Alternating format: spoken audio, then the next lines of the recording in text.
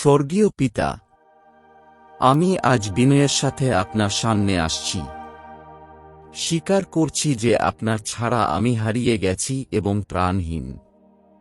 আপনার মহান করুণা দ্বারা আমি নতুন জীবন গ্রহণ করতে চাই, যেটা আমার পরিত্রাতা যীশু খ্রিস্টের শক্তিতে পুনর্নবীকৃত। প্রভু যীশু, আমি বিশ্বাস করি আপনি আমার পাপের জন্য ক্রুশে মারা গিয়েছেন।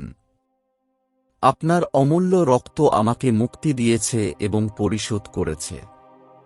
আমি আপনাকে আমার হৃদয়ে আমন্ত্রণ জানাই। আপনার অশেষ প্রেম ও করুণায় আমাকে পরিবর্তিত করুন।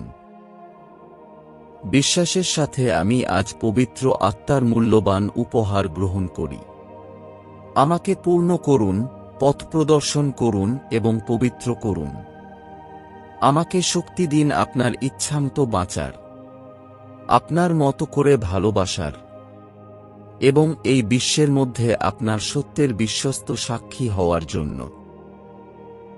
আমি সবকিছু প্রত্যাখ্যান করি যা আমাকে আপনার থেকে আলাদা করে।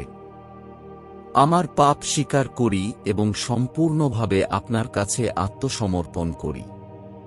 আমাকে একটি নতুন সৃষ্টিতে রূপান্তরিত করুন, একজন ঈশ্বরের সন্তান যিনি আপনার আত্মার দ্বারা পুনর্নবীকৃত ও শক্তিশালী।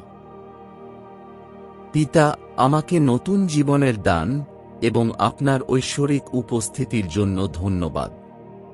আপনার শান্তি, আনন্দ এবং শক্তি আমার হৃদয়ে প্রতিদিন বিরাজ করুক। আমি আপনাকে বন্দনা করি এবং মহিমা দিই।